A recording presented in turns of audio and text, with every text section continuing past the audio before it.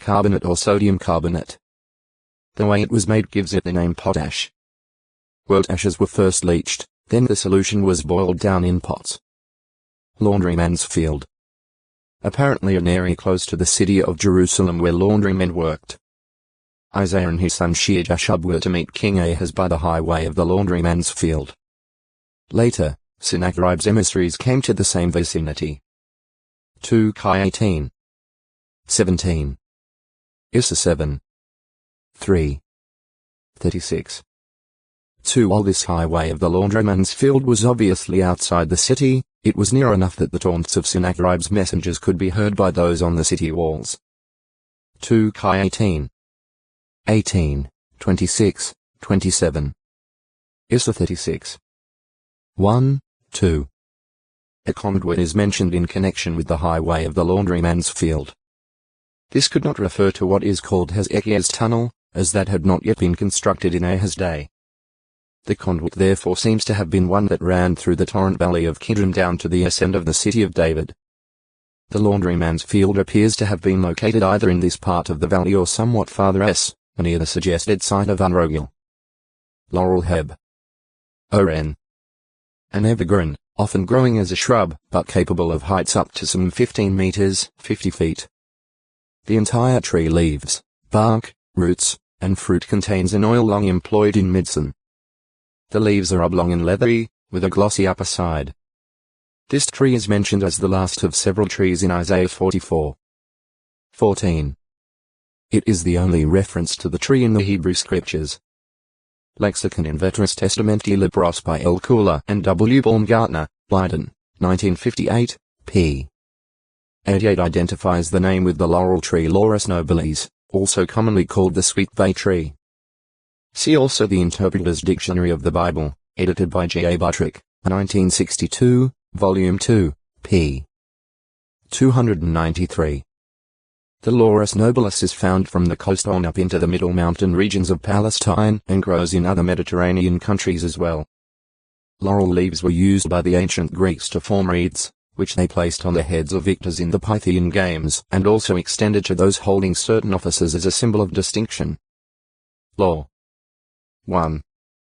The principles and regulations emanating from a government and applicable to a people, whether in the form of legislation or of custom and policies recognized and enforced by judicial decision. 2.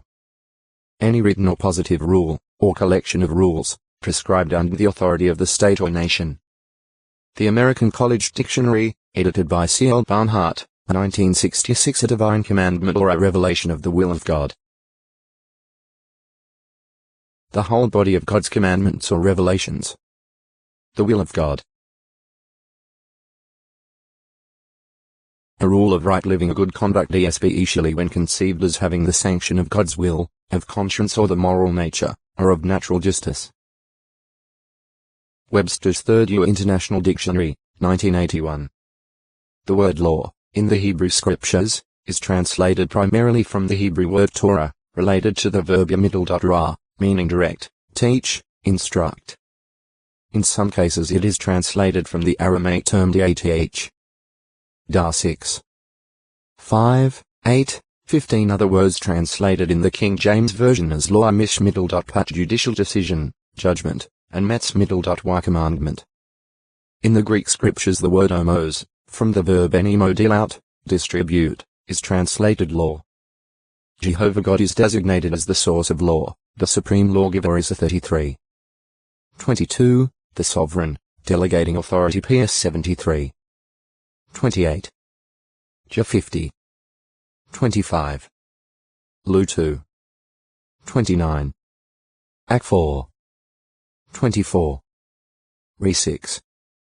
10, without whose permission or allowance no authority can be exercised. Row 13. 1. Da 4. 35. Ak 17. 24-31 His throne is established on righteousness and judgment. PS 97. 1, 2 O text to acute miritra longo, Law 212 and Earth Act 4. 24. Re 4.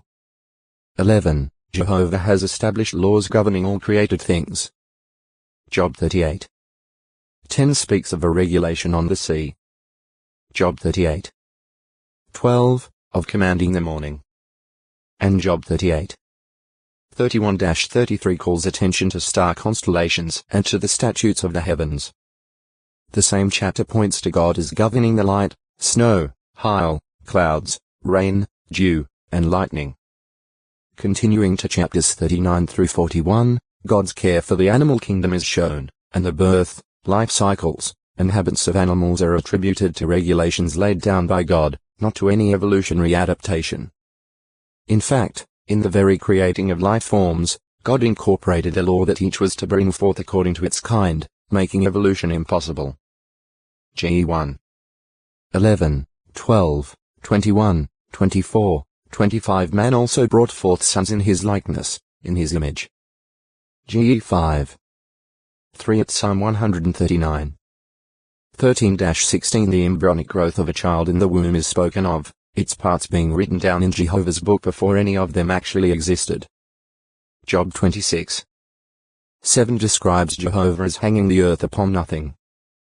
Scientists today attribute the Earth's position in space primarily to the interaction of the law of gravity and the law of centrifugal force. Law to Adam. In the Garden of Eden, Adam and Eve were commanded by God concerning their duties: 1 to fill the earth, 2 to subdue it, and 3 to have in subjection all other living creatures of earth, sea, and air. Ge 1. 28 They were given laws as to their diet, granting them the seed-bearing vegetation and fruit as food. Ge 1. 29. 2. 16 However, Adam was given a command that prohibited eating from the tree of the knowledge of good and bad. Ge 2. 17. This command was transmitted to Eve. Ge 3. 2, 3 Adam is referred to as a transgressor and a trespasser because he violated a stated law. Row 5. 14, 17. 4. 15. Laws to Noah. Patriarchal law. Noah was given commandments relative to the building of the ark and the saving of his family. Ge 6. 22 After the flood he was given laws that allowed the adding of flesh to man's diet. Declared the sacredness of life and therefore of blood, in which is the life. Prohibited the eating of blood. Condemned murder. And instituted capital punishments for this crime. Ge 9. 3-6. The patriarch was a family head and ruler. Jehovah is designated as the great family head, or patriarch, the father, to whom every family in heaven and on earth owes its name. F3. 14, 15 Noah, Abraham, Isaac, and Jacob are outstanding examples of patriarchs. These were especially dealt with by Jehovah. Abraham was given the command to circumcise all the males of his household as a sign of God's covenant with him. Ge 17. 11, 12 He observed Jehovah's commands, statutes, and laws. He knew Jehovah's way to do righteousness and judgment, and he laid these commands on his household. Ge 26. 4, 5. 18. 19.